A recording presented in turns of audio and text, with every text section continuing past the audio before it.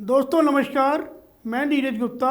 अब आपको लेकर चलते हैं उत्तर प्रदेश की राजधानी लखनऊ में। उत्तर प्रदेश में 2027 में चुनाव हैं और इसको लेकर भारतीय जनता पार्टी अपने तरफ के सारे तीर चला रही है। मोदी ने योगी के लिए 2027 की स्क्रिप्ट लिखी। अटल जी के जन्मदिन के बहाने दोनों नेता गुफ्तगू करते दिखे।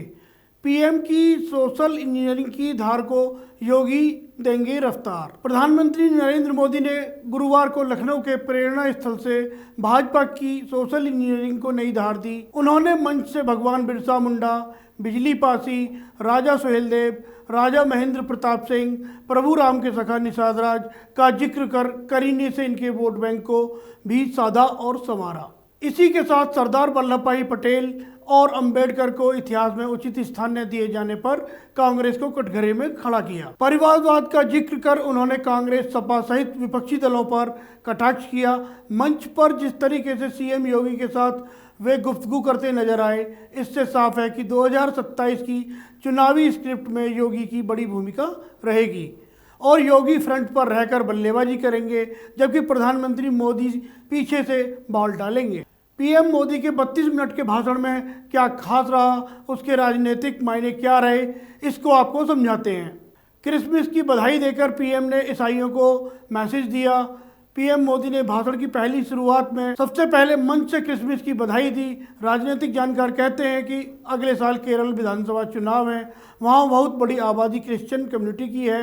इसके बहाने उन्होंने ईसाई वोट बैंक को साधने की कोशिश भी की। अपने महापुरुषों को स्थापित करने में जुटी भाजपा पर अक्सर ये आरोप लगते हैं कि उसका आज़ादी का लड़ाई में कोई योगदान नहीं रहा। राजनीतिक विश्लेषक कहते हैं कांग्रेस पार्टी के ज़माने से ये स्थापित सत्य रहा है कि जिसकी सत्ता रहती है वो इतिहास को अपने ढंग से लिखवाने की कोशिश करता है, यानी जिसकी लाठी उसकी भैंस। आज़ादी में भले ही भाजपा का कोई योगदान नहीं रहा हो, लेकिन श्यामा प्रसाद मुखर्जी, पंडित दीनदयाल उपाध्याय और पहले गैर कांग्रेसी पीएम रहे अटल बिहारी वाजपेयी के बहाने भाजपा आज़ाद भारत के निर्माण में खुद की भूमिका को इतिहास में दर्ज कराने में जुटी है। पिछले 11 सालों का मोदी सरकार का शासन देखें तो उनकी पूरी नीतियाँ इन्हीं नेताओं के इर्द गिर्द तैयार की गई हैं और उन्हें लागू भी किया गया है। श्यामा प्रसाद मुखर्जी ने एक देश दो विधान दो निशान का विरोध किया। मोदी सरकार ने कश्मीर से अनुच्छेद 370 हटाकर उनके सपने को साकार किया। इस तरह पंडित दीनदयाल की अंत्योदय अवधारणा को पीएम आवास, शौचालय, जनधन खाते, स्वास्थ्य बीमा, मुफ्त राशन जैसी जन कल्याणकारी योजनाओं के आधार पर आगे बढ़ा रहे हैं, जबकि सुशासन के प्रतीक अटल बिहारी वाजपेयी के सशक्त भारत के सपनों को मूर्त रूप दे रहे हैं। कार्यक्रम के बाद पीएम मोदी ने पूरे आयोजन का एक 20 सेकंड का वीडियो भी जारी किया। डॉक्टर अंबेडकर और बिजली पासी के बहाने दलितों को भी रिझाया। पीएम मोदी ने इस दौरान कहा कि 25 दिसंबर का ये दिन देश की 3 महान विभूतियों के जन्म का अद्भुत संयोग लेकर आता है। भारत रत्न अटल बिहारी वाजपेयी और महामना मदन मोहन मालवीय ने जहां भारत की असीमता, एकता और गौरव की रक्षा की, वहीं राष्ट्र निर्माण में अपनी अमिट छाप छोड़ी। साथ ही 25 दिसंबर को ही महाराजा बिजली पासी की भी जन्म जयंती है। मोदी ने कहा कि लखनऊ का प्रसिद्ध बिजली पासी किला अधिक दूर नहीं है। महाराजा बिजली पासी ने वीरता, सुशासन और समावेश की जो विरासत छोड़ी, उसे हमारे पासी समाज ने गौरव के साथ आगे बढ़ाया है। ये भी सहयोग ही है कि अटल जी ने ही पहली बार वर्ष 2000 में महाराजा बिजली पासी के सम्मान में डाक टिकट जारी किया था। पीएम मोदी ने इस मंच से संविधान को लेकर अक्सर भाजपा को घेरने वाली कांग्रेस को भी आईना दिखाया। उसके परिवारवाद पर हमला बोला। कहा भाजपा ने ही देश को एक परिवार की बंधक बनी पुरानी प्रवृत्ति से भी बाहर निकाला है। हमारी सरकार मां भारती की सेवा करने वाले हर अमर संतान, हर किसी के योगदान को सम्मान दे रही है। कोई नहीं भूल सकता कि कैसे बाबा साहेब अम्बेडकर की विरासत को मिटाने का प्रयास हुआ। दिल्ली में कांग्रेस के शाही परिवार ने ये पाप किया। यहाँ उन्होंने एक तरीके से कांग्रेस को पूरे तरीके से लपेटा। यहाँ यूपी में भी सपा वालों ने भी यही दुस्साहस किया। उन्होंने एक तरीके से सपा को भी पूरी तरीके से साफ तौर पर इसके लिए दोषी ठहराया। लेकिन भाजपा ने बाबा साहेब की विरासत को मिटने नहीं दिया।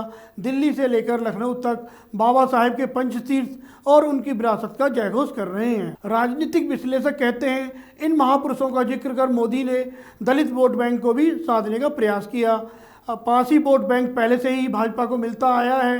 अंबेडकर के जो पंच तीर्थ के विकास का जिक्र कर मोदी ने दलितों को, अन्य उपजातियों को भी स्पष्ट संदेश दिया है कि भाजपा ही उनकी सच्ची हितैषी है। महाराजा सुहेलदेव और निषाद राज का जिक्र कर ओबीसी को भी उन्होंने साधने की कोशिश की।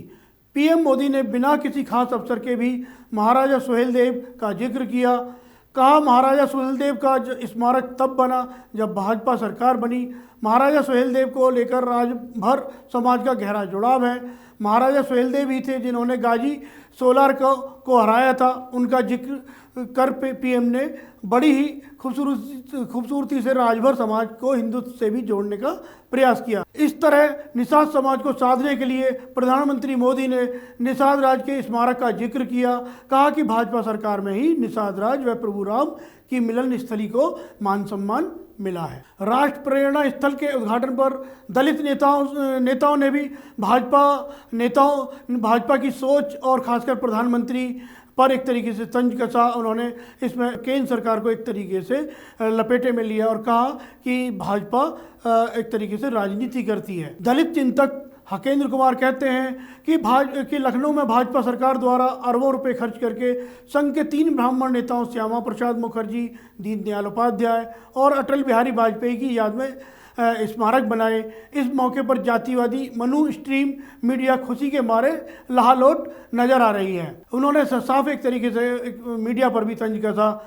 दलित चिंतक ने उन्होंने कहा कि हमें अच्छे से याद है, कुछ वर्षों पहले उत्तर प्रदेश में बसपा की सरकार द्वारा बाबा साहब अम्बेडकर जी के सम्मान में जब अम्बेडकर पार्क बनाया और स्मारक स्थल बनाया तो बहुजन समाज में इससे आत्मविश्वास पैदा करने के लिए बहुजन प्रेरणा स्थल बना। तो तब देश की इसी जातिवादी मीडिया ने जमकर छाती पीटी और जातिवादी लोगों द्वारा हमारे महापुरुषों को दिए गए सम्मान को पत्थरों पर अनावश्यक खर्च तक बता दिया। एक तरीके से कहा कि मुख्यमंत्री मायावती ने अरबों रुपए पानी में बहा दिए। लेकिन अब सभी बीजेपी की ब्राह्मणवादी सोच के आगे नतमस्तक हैं।